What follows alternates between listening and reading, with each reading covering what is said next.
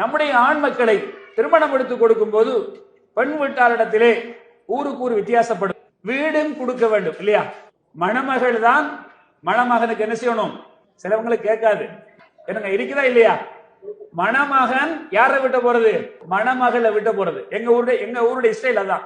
தமிழ்நாட்டில் இருக்கிறது. ஒரு சகோதரர் கை வைக்கிறார், அவங்க ஊர்லயும் அதானா. அப்ப இது நியாயமா?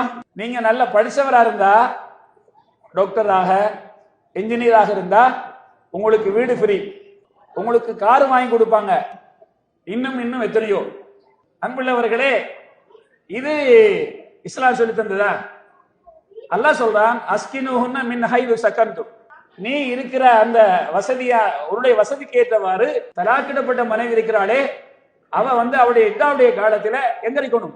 கணவன் வீட்டுல இருக்கணும். அப்ப இதா தலாக்கிடப்படாத மனைவி யாரை விட்டு இருக்கணும்? கணவன் வீட்டுல இருக்கணும்.